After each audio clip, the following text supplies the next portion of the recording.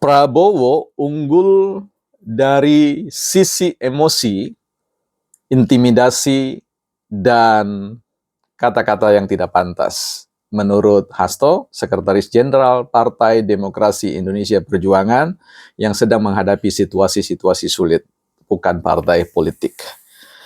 Ya, ungkapan atau perkataan Hasto ini berkaitan dengan ketika Andre, juru bicara TKN Prabowo, menyampaikan tentang keunggulan-keunggulan dari sisi elektoral atau elektabilitas tingkat keterpilihan publik kepada Prabowo yang menembus angka 50%. Tapi kemudian itu ditanggapi oleh Hasto terkait dengan keunggulan seorang Prabowo itu adalah keunggulan dari sisi emosi, dari sisi intimidasi, dan dari sisi kata-kata yang tidak pantas. Nah, ini menarik ya untuk kita percakapan teman-teman. Ini saking sibuknya Hasto ini mencermati pergerakan dan perkataan-perkataan dari Prabowo, sehingga dia lupa untuk mempromosikan kadernya sendiri, ya katakanlah calon presidennya sendiri, Mas Ganjar, atau bersama dengan cawapresnya, dan akhirnya hilang dalam perbincangan-perbincangan atau sebut saja senyap dalam perbincangan-perbincangan di media sosial. Tapi kita mau bahas tentang persoalan keunggulan Prabowo ini dari sisi emosi. Saya sepakat dengan Mas Hasto. Kali ini saya sepakat walaupun punya penekanan yang berbeda. Tentu ketika kita berbicara soal emosi, ini berbicara tentang apa yang disebut dengan dimensi afeksi, ya, dimensi rasa terdalam. Nah, emosi itu jangan kemudian hanya di frame, ya, dibingkai dalam konteks marah ini ya, bahwa kalau Prabowo itu adalah manusia yang suka marah saja, ya saya heran mengapa di Republik ini ada orang yang suka marah, tapi kemudian bisa membangun partai, diikuti tingkat kesukaan publik yang digambarkan dengan keterpilihan katakanlah wakil-wakil rakyat di Senayan itu dari waktu ke waktu menunjukkan trennya. Dari mereka Gerindra mampu menempatkan 26 ketika mereka pertama kali hadir di dalam pemilu, kemudian berikutnya 5 tahun kemudian mereka bisa menorehkan sekitar 73 kursi, dan disusul dengan 78 kursi, dan kita tidak tahu nanti seperti apa ya, bisa diprediksi akan lebih dari itu. Nah, ini kan yang salah siapa di sini ya? Apakah pengurusnya atau rakyat yang salah? Kenapa harus memilih orang yang marah-marah? Ya?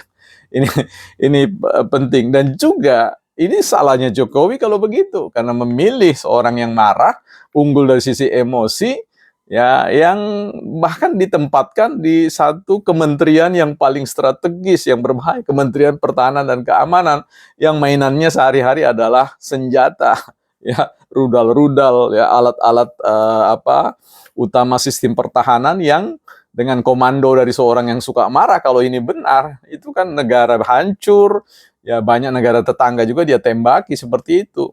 Tapi ini kan tidak seperti itu ya, ketika bicara tentang emosi itu bicara tentang bukan hanya marah, tapi emosi itu bicara juga kepedulian ya, tingkat kepedulian, keberanian mengambil sebuah keputusan ya, rasa sedih ya. Jadi ini sangat manusiawi, jadi jangan hanya di-capture dari atau di-zoom hanya persoalan emosi itu dalam definisi yang sangat dangkal, yaitu marah semata.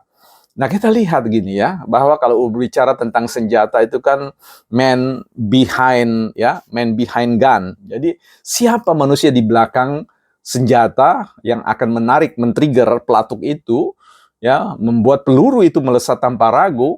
Ya, itu adalah orang-orang yang tidak boleh, adalah orang-orang yang marah. Jadi sebenarnya hipotesis Hasto itu terbantahkan. Ya, apalagi ketika orang-orang seperti Prabowo ini, orang seperti Prabowo atau pribadi Prabowo seperti ini, ya, bersanding dengan orang yang punya pendekatan Kuls.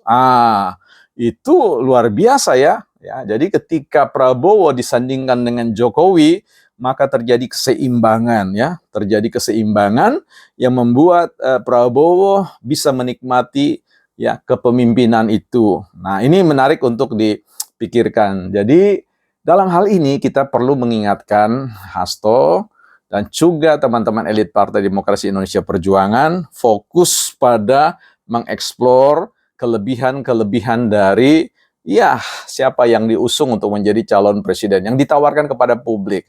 Publik ini kan juga bisa menilai, publik itu dewasa. Kemarahan-kemarahan seperti apa yang bisa dimaklumi, kemarahan-kemarahan apa yang bisa diacungkan jempol.